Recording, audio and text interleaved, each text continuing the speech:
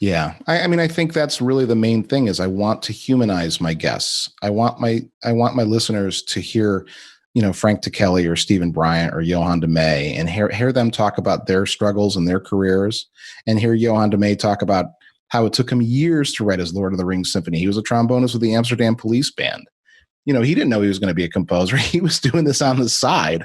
And here he writes this piece and he admits it, that has created this fame for him that he's been, living up to ever since. And it just humanizes people. It humanizes them. I mean, every composer faces the same struggles and problems that we all do. Every big conductor in the country. You are listening to the Music Ed Mentor podcast, where we teach music educators how to build, manage, and grow thriving school music programs and have long and happy careers. As always, I am your host, Elisa Jansen-Jones, and today's episode could be considered easy listening. It's basically what happens when you get two of us more sequestered music educators / podcasters together. We talk shop. Only Mark Connor has had a far more illustrious career in education and podcasting than I can boast of. His band music has enjoyed performances at several state music educator conferences, including TMEA, and his music is published by RWS Music Company, Grand Mesa Music, and Alry Publications. Mark has been commissioned as a composer by or won awards from the Jacksonville Symphony, the Epps String Quartet, the Smoky Mountain Brass Quintet, Composers in Schools in Concert, and the Commission Project. He's also active as an arranger for a wide range of ensembles and genres, including works for groups as diverse as guitar ensembles, brass quintets, saxophone trio, and jazz combos. But that is not all. Mark has been an educator for over 20 years and has taught students age ranging from 4th grade through postgraduate. He's currently the band teacher at Saul Mirowitz Jewish Community School and was formerly the director of bands and a teacher at Palma High School in Salinas, California. He's also been assistant professor at Webster University, Western Carolina University. You get the idea. He's pretty renowned, but that's not all. I brought Mark in because he's also the host of the Everything Band podcast, a podcast that features interviews with leaders in concert band, wind ensemble, and marching arts communities. It's just because you're more into elementary ed, orchestral, or choral, I want you to stay with us here because Mark is going to share with you some of the things he's asked his renowned podcast guests like Ann McGinty, Jack Stamp, and the illustrious Frank Ticheli. Yet it isn't so much about who he has interviewed as what he has learned from these interviews, which might surprise you. I'll be honest, it comes down to something that surprised me, and that's community. I'm also proud to announce that Mark will be a presenter at the 2019 International Music Education Summit, where he will be sharing even more lessons that he's learned from these seemingly untouchable composers, arrangers, and pseudo band gods that he's interviewed. Am I allowed to say that? Well, I did. Our conversation began with him telling me about a conference session he was planning last summer, and we get a little into everything from answers to some of life's big questions like, what would you tell your 20-year-old self, to the plague of imposter syndrome running rampant among us. So pour yourself a glass of something delicious and enjoy this little chat between Mark and I hope you'll imagine yourself there with us and what you would add to the conversation. But first, if you're like me and occasionally dabble in composition because either your ensemble instrumentation is weird or your band can't play anything on the market, or maybe you just have an idea and need to get it down and out of your head finally, it's worth your time to explore the tools the professionals like Mark Connor use to compose, like Finale. No other music notation software offers Finale's level of control, letting you decide both what and how you create. At every rehearsal, know that your score will sound great, your parts are ready, and you have clearly communicated your musical vision. Produce the music of your imagination without compromise. You can even get a free trial of the latest version of Finale to see if it works best for you at finale.com. Now, let's glean the wisdom from some of Mark's more than 70 interviews of composers and conductors harvested from the Everything Band podcast. I mean, I'm still kind of formulating the presentation as how it's going to go. But really what it's going to be is it's going to be a discussion of how I form the podcast and this idea of building a community around listening. And the reason is because I listen to podcasts, and a few years ago when I've sort of gone on my own journey as a musician too. And recently, and about 5 years ago, I decided to return to writing band music after kind of a couple years of not writing anything. I just kind of quit being a composer for a few years. I just had it with a lot of different things. And so when my kids were young, I started to write music again because I wanted to leave something for them. And so I decided I was going to go back to what I loved, what got me started, and that was band. I mean, I was the kid who hung around the band room at lunchtime every day. And so, when I started writing these pieces, I have a doctorate in composition, so I had been writing chamber music, orchestral music. And so I remember writing my first band piece, and I thought, okay, I'm just going to write this nice, easy junior high piece. And it turned out to be like this 8-minute, like syncopated craziness. And I look back at it and I think there's no junior high school in the universe that is going to play this. So it was a little bit of a trial and error because I was trying to feel what this genre is. And so it's been a learning process for me to get to the point where I feel like I have some ability to write for the band consistently. And so, a lot of this was supported by podcasts that I would listen to, especially one that really sticks out to me is one called The Portfolio Composer, which is by Garrett Hope, and he interviews composers. And, he just would talk to people. He would just, hi, how are you? Tell me about your career kind of thing.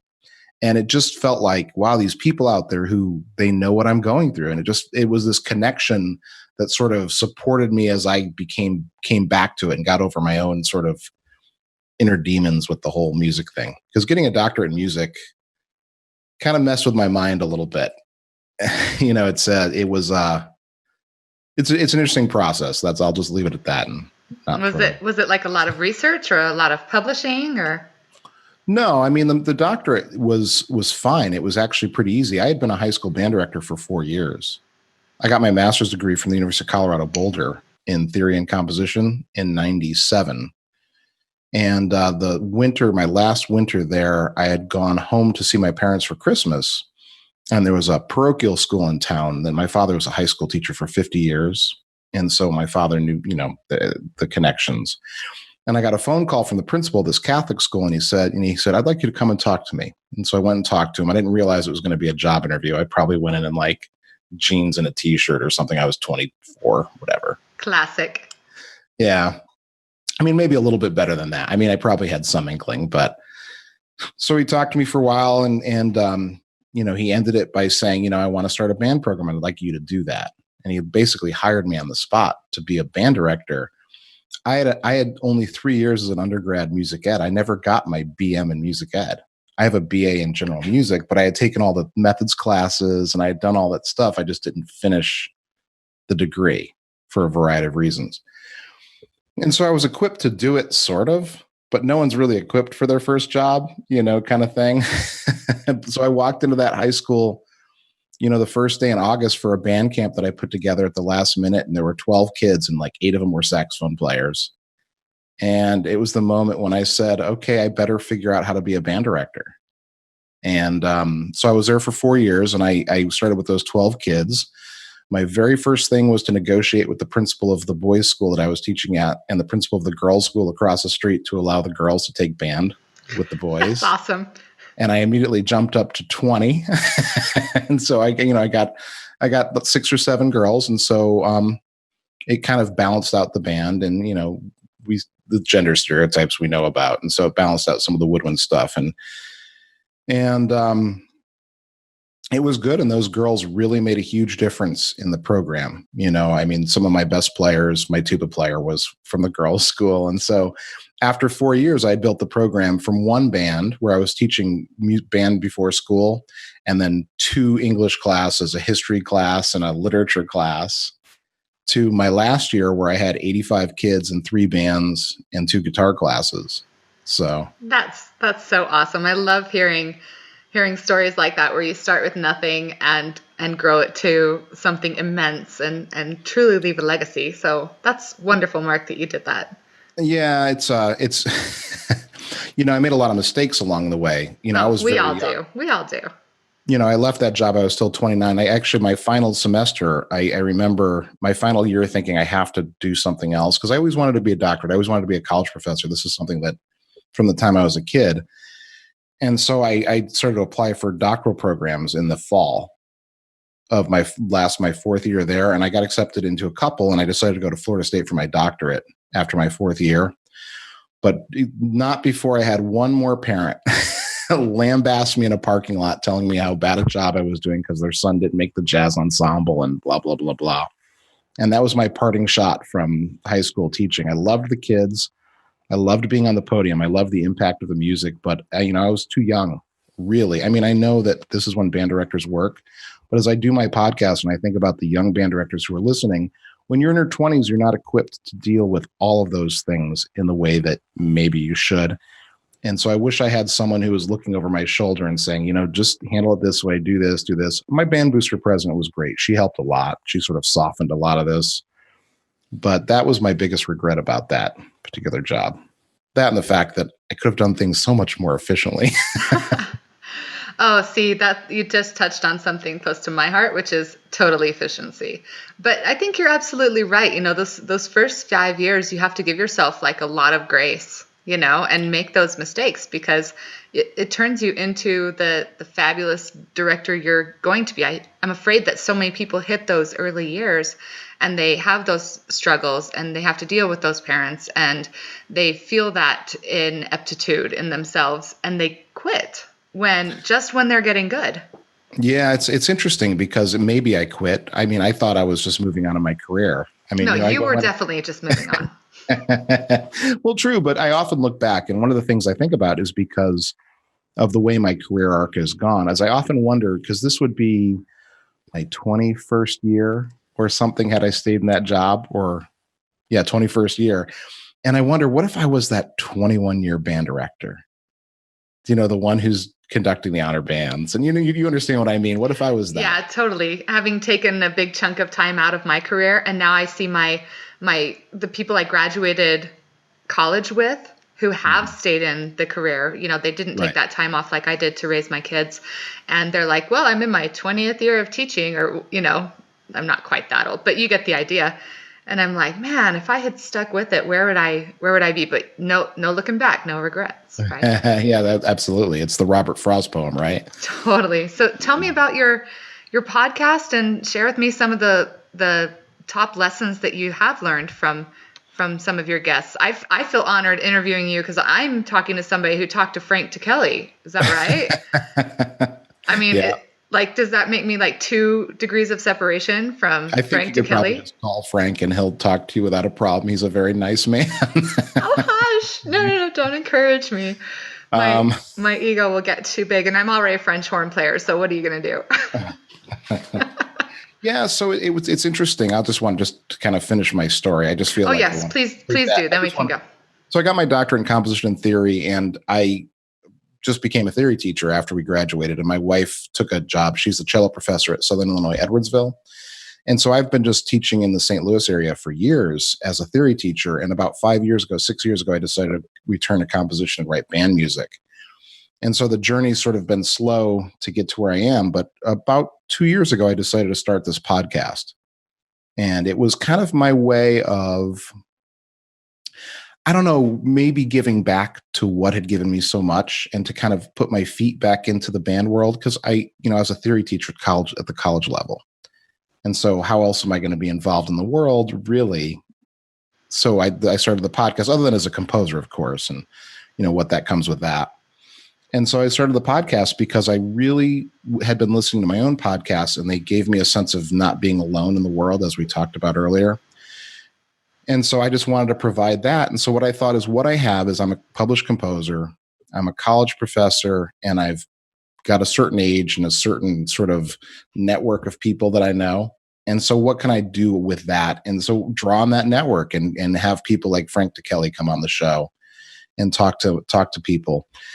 And it started out small. My first interview was with a fellow composer who I met at Midwest, John Pasternak, and he's a really fine young composer. He's going to make tremendous things happen in his career as he goes through, but he's very young still. Sorry, John. And so he was my first guest. And I sort of was very slow in the beginning, lots of friends, people who I was really close to, who I could kind of practice on.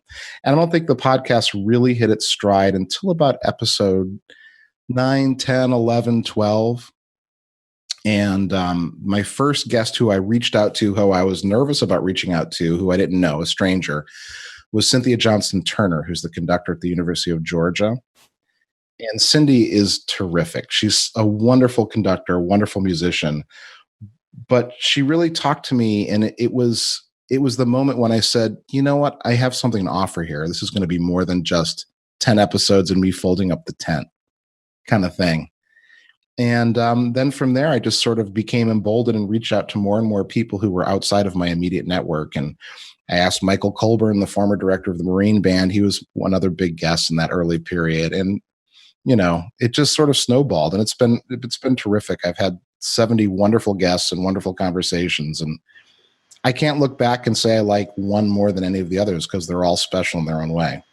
Well, that's awesome. I love that you're doing so much for the band community at large. And a lot of these composers, they don't just write for one medium, do they? No, some of them don't. But for the most part, I'm trying to serve this community. Like, I know I have some composers who I've been thinking about asking, but maybe they only have one or two band works. And I don't know if it's particularly fair to put them into the band world, because our community in the band world is very specific compared to the orchestral world. We have our own little things that are happening. And so, for example, and this is a name drop, and I don't really mean to do that quite as a name drop, but one of the things that I'm blessed with is that my wife plays this summer festival here in North Carolina, and the music director is Gerard Schwartz, the conductor emeritus of the Seattle Symphony and towering musician. I mean, he started as the principal trumpet of the New York Phil before becoming the conductor. And so, he came on the show, but he talked mostly about just music because he doesn't live in the band world. He lives in the orchestral world. And so but that was a moment where I said, I need to be a little more focused on my listeners, who I hope are band directors. The fact that you're offering that additional support where that support is needed is awesome. Yeah, it's every discipline in music, every specialty in music has its own set of problems and challenges. And this is just my way of kind of giving back to the band community. I mean, the idea is to have these master educators, master composers, master musicians come on and just share what they know. I'm not the expert. I have 4 years as a band director. I write music, and I can, if you have a theory question, I gotcha. I can help you with that, but I'm not the expert in these interviews. I'm just the person facilitating the conversation. That's how I look at it. Super cool. So are you ready to share with us some of the things that you've learned from these interviews? There's so much. And, it's funny. We talked about this, that I'm giving a presentation about the podcast in Albany, New York in 2 weeks. And I'm trying to put this presentation together, and I'm faced with 70 hours of interviews that I've done, and everything kind of bleeds together. And I go back and I listen to interviews, and I started to try to transcribe them, but then I realized that that's just an impossible mountain of work for me to do. And so now what I'm doing is I'm just listening to the ends of the interviews where I ask a set of common questions and trying to glean out or tease out some of the common answers. So I ask a set of questions at the end. And now this has evolved from in the first couple of interviews. I don't have these questions. I didn't ask them because I hadn't formulated everything. And, this is all an evolution as it goes. And so I ask sort of what I call it is the slowest lightning round in lightning rounds, because I ask these really big questions at the end of every interview. And so the first one is, where do you draw the line between healthy and unhealthy competition in music? And I ask this question, and it's probably pretty controversial because I know that a lot of people that listen to my show are big into DCI and big into music, the Marching Band, Bands of America. And I have no problem with competition in music myself. But I know that a lot of people also are strongly on the other side of the fence, no competition in music.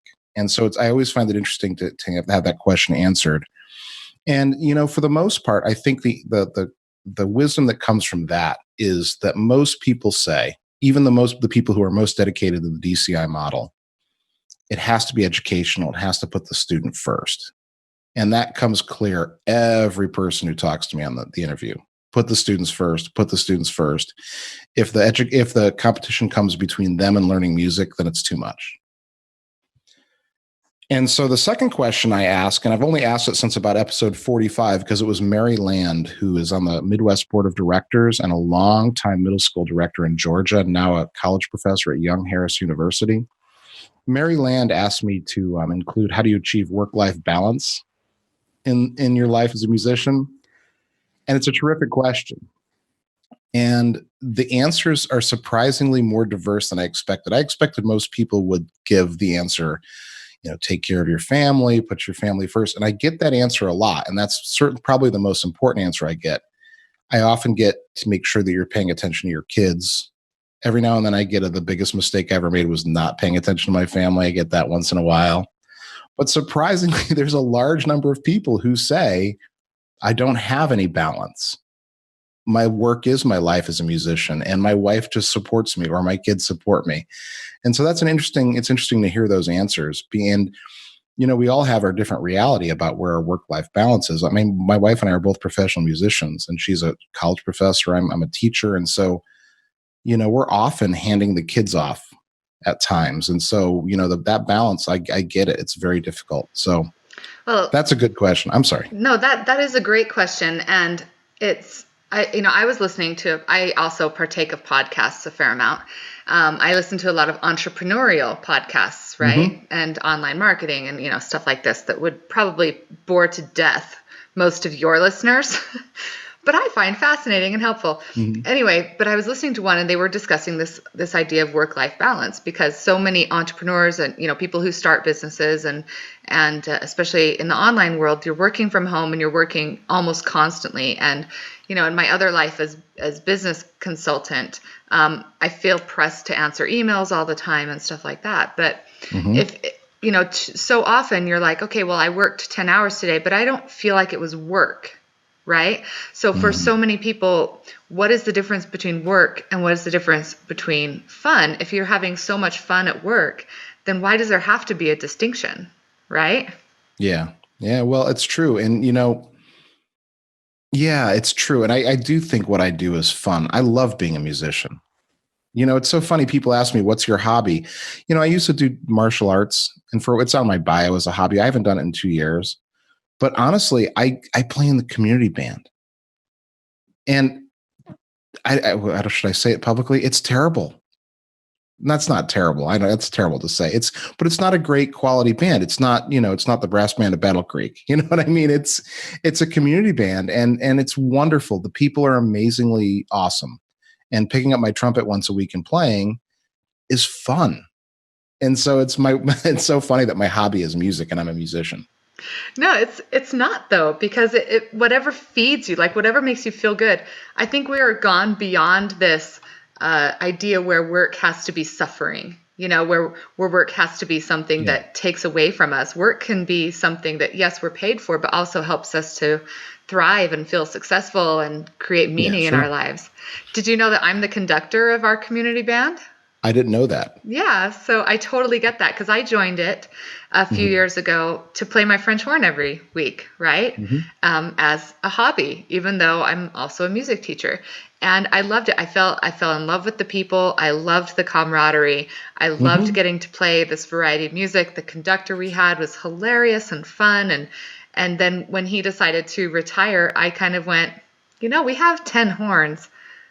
Maybe I'll apply. And so now I'm one of the directors. So I totally get that fun feeling that you have meeting with people once a week with like interests. I love playing with people who music isn't their profession. And when they miscount or they play a wrong note, they giggle about it. Do you know what I mean? It's so refreshing, because as a professional, we know the jack stamp Why Music Matters speech, and you have to be perfect. And it's even worse when you're a professional. We know this. You have to be perfect all the time as a musician, and it's just fun. And I got to be honest, the little part of me, maybe it's the trumpet player in me, I love the attention of being like the pet composer in the band. You know what I mean? Yes, I do. So, Remember, Walter's in our community band. oh, Walter is excellent. Say hello to Walter. I will. Yeah. No, it's really funny when they'll pull a piece out and they'll be like, "Oh, it's Larry Clark. Do you know Larry?" And I'll be like, "Yeah, I know Larry." And it's like, it's soothes my ego a little bit, or salves my ego, I guess. Oh, that's awesome. Okay, so go on. We're talking about Sure. the lessons that you've learned. Yeah. The next question I ask every guest at the end of the interview is, it's the big question. It's the one that sort of becomes the centerpiece of the ending of each episode. And that's, what are the challenges facing music education or band, and how can we best meet them? And the answers are as varied as the guests on this. I have a fair number who talk about the financial part of this, and the but most often it's about the value of the arts in society. And I'm a little bit careful about this. I try not to fall into hyperbole when we talk about how we value arts, because I seem to remember these same arguments 20 years ago when I was an undergraduate. And I seem to remember them 30 years ago when I was in high school. I had this idea that the arts are somehow being lost in society. And I'm not so sure I agree with that, but I think we have to be vigilant. And I think that's what comes through in most of my interviews, is the guests, really make sure we prioritize the arts. The other thing that comes up is access, especially for kids who have so much to do. I remember very specifically and vividly Chris Bernatas, the composer, talking about the idea that kids are, he teaches middle school, and the kids are so stretched in what they do. There's, where does band fit when you have ballet and soccer and basketball and swim team and dance? Yeah. So I think that's another big answer, but there's a lot in that. And it's interesting to hear people's different impressions. And as I listen to guest after guest, you hear their biases come through, and I don't mean that in a bad way. I don't mean the negative aspect of bias, but you hear their experience kind of ring through. And speaking of that, the next question I ask is, what advice would you give to your younger self? And I've recently changed it up a little bit. And I ask it, if you're an 18-year-old at your high school graduation, you could look across the dais at yourself and ask yourself, what would you do? Or tell yourself one thing, what would it be? And almost overwhelmingly, maybe 35 out of 70 interviews, the answer is either slow down and take your time, or practice more. It's one of those two answers. And, I guess that's common to every musician. The saying, the youth is wasted on the young. We could all look back, boy, if I only knew what I know now back then. But you can't. And so I asked that question because I'm hoping maybe there's a music education major out there, or maybe there's a first or second year band director who hears someone say something like, slow down, take more time with your family, learn the piano, something like that. And it resonates with them, and they think, yeah, I can do that. I can do that. Yeah, I totally agree. What a valuable question to ask. Yeah. I think that's really the main thing, is I want to humanize my guests. I want my listeners to hear, Frank Ticheli or Stephen Bryant or Johann de May, and hear them talk about their struggles and their careers, and hear Johann de May talk about how it took him years to write his Lord of the Rings symphony. He was a trombonist with the Amsterdam Police Band. He didn't know he was going to be a composer. He was doing this on the side.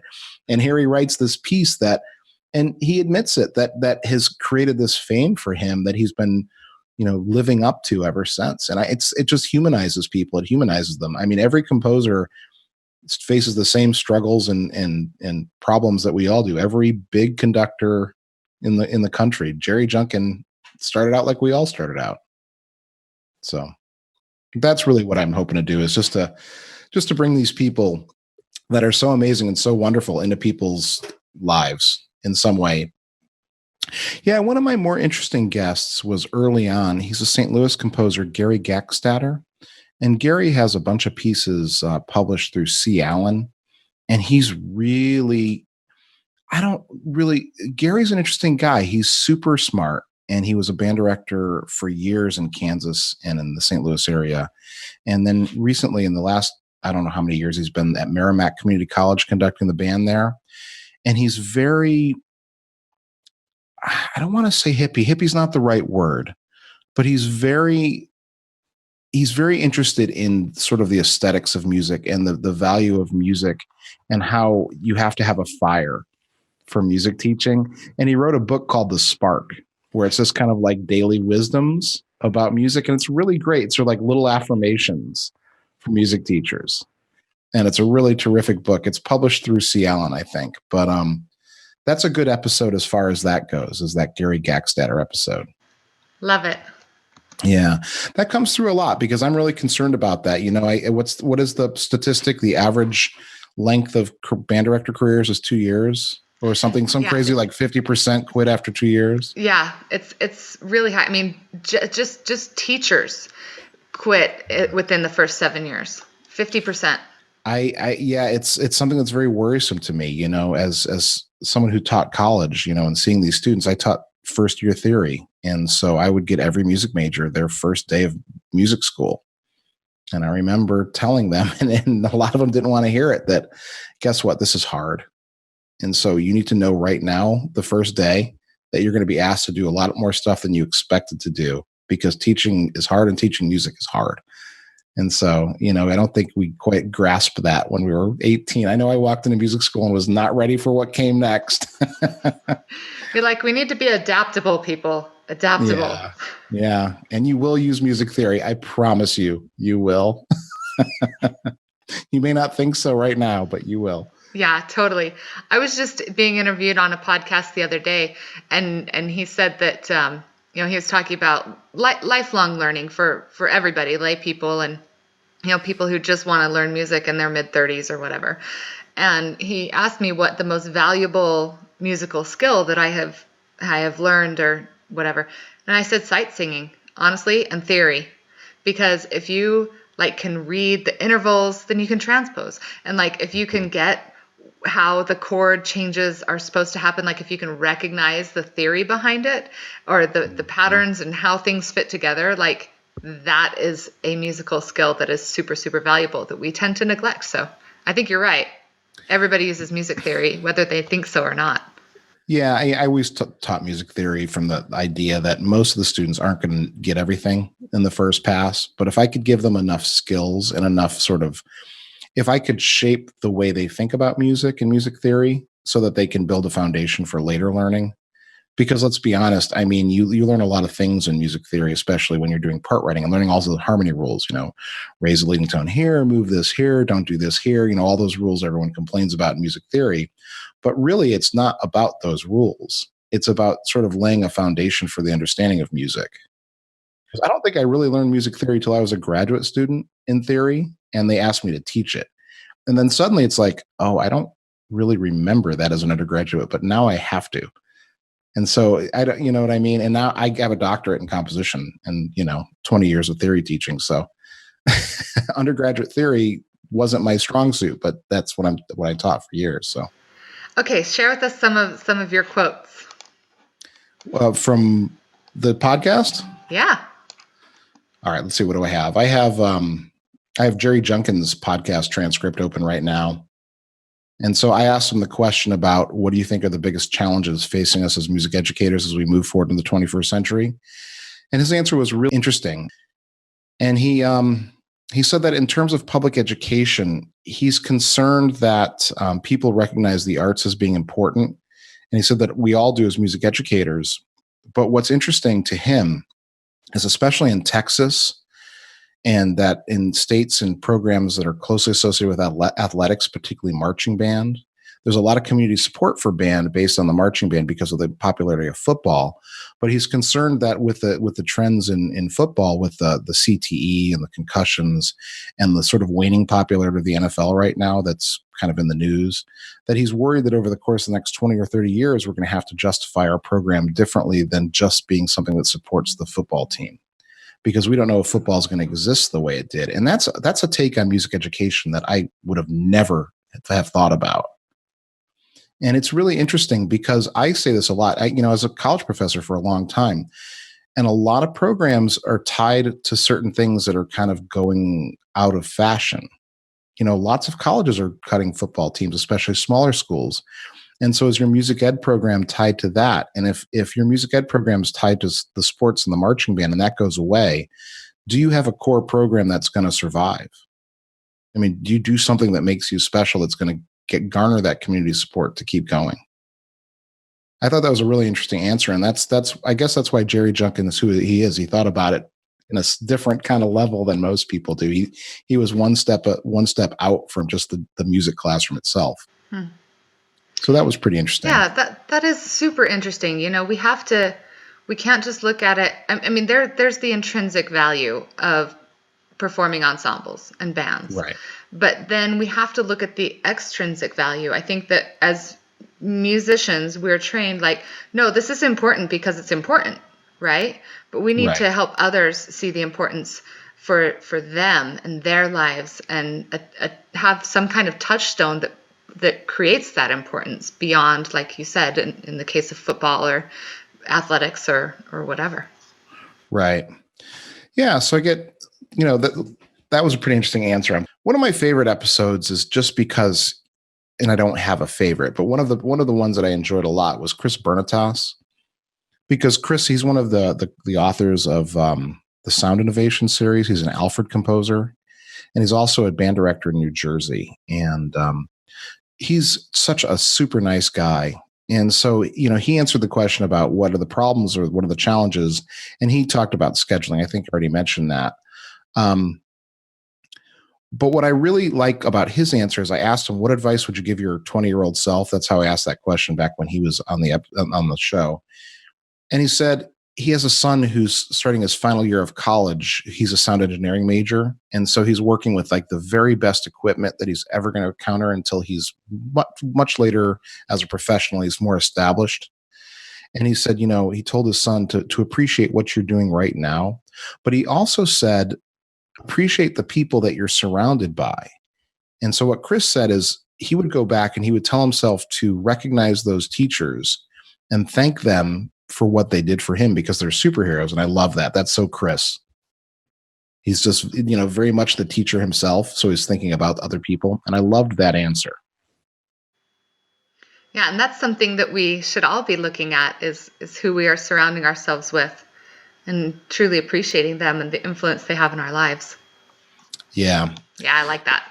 I get find a mentor a lot in my show. And I think that might be the most important bit of advice that I get over and over and over again is find a mentor.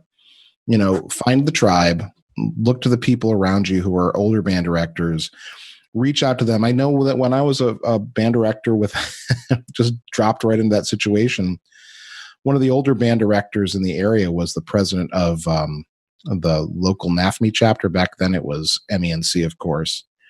And so I was in the California Music Educators Association, the CMEA Central Coast section, which is south of San Francisco down to just north of Los Angeles. So it was a big geographical area. And one of the older directors reached out to me when he heard I got the job and invited me to be on the board of directors. And I know a lot of people would say, no, stay away from that. Stay away from that. You got so much in your first year. But I'm so glad I did that, because those 4 or 5 directors that I would see once a month were lifelines for me.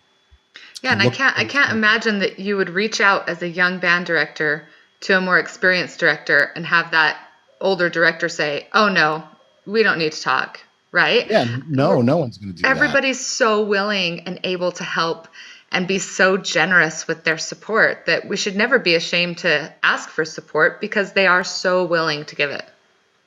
I guarantee if anyone who's listening to this needs someone to talk to, you can call me, or you can send me an email and say, I really need to know something about this. And I will point you to someone who will talk to you, because there are amazing music educators who will give everything to make sure that you're successful, because they care about people.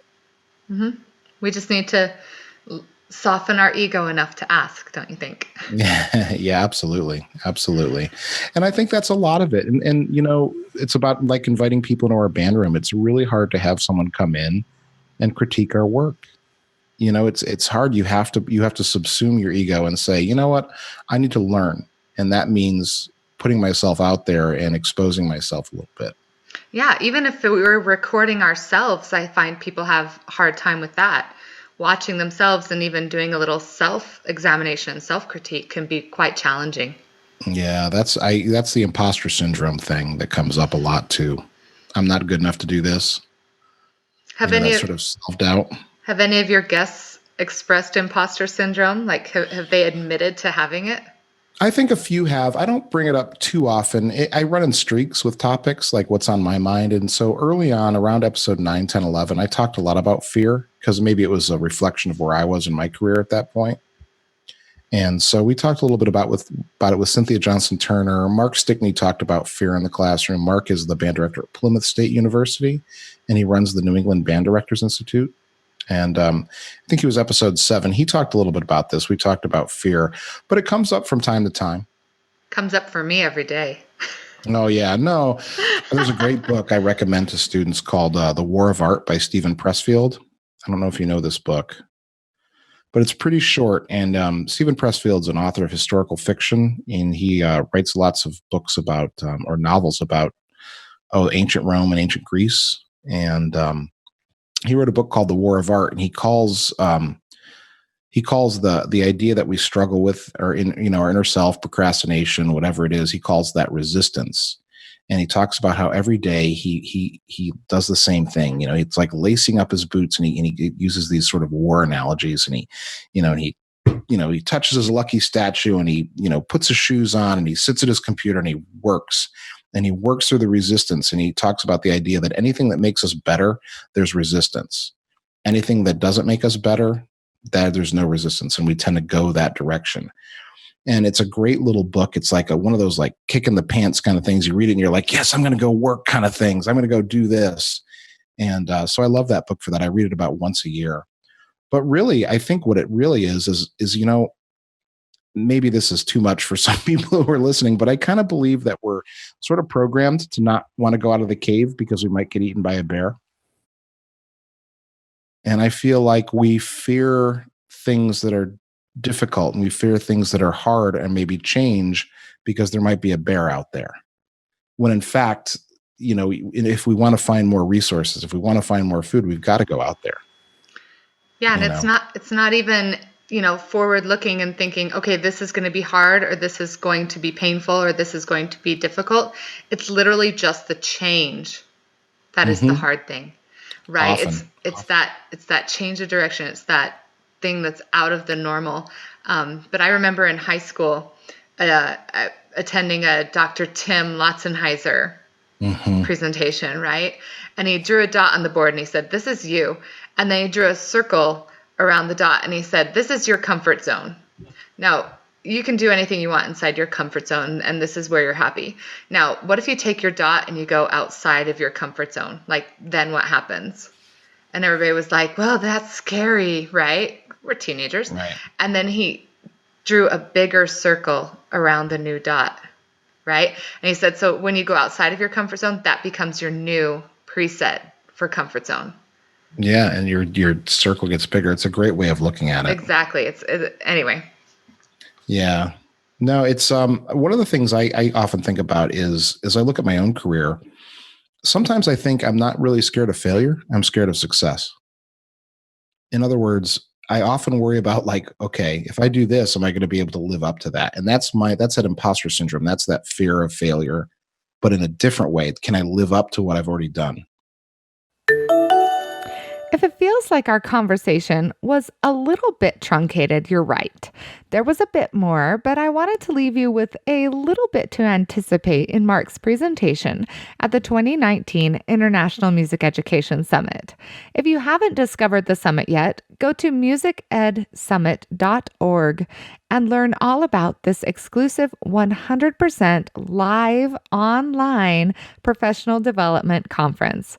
James, a secondary instrumental educator from Greenwood, Arkansas, said about last year's summit, "I enjoyed attending a world-class event without having to fly, stay in a hotel away from my family for a week, and run all over a massive convention center. Every session was valuable with such master-level educators." See how the summit can enhance your teaching at musicedsummit.org. Remember, all of the links to the books and websites and podcasts we talked about today are all in the show notes for this episode, which can be found at smartmusic.com/blog. While you're there, subscribe for updates and share this episode with your like-minded colleagues. My friends, it is an honor and a pleasure as always to have you listening. May your batons never stray from the beat, and may your own imposter syndrome lay dormant forever. And may you please keep teaching on.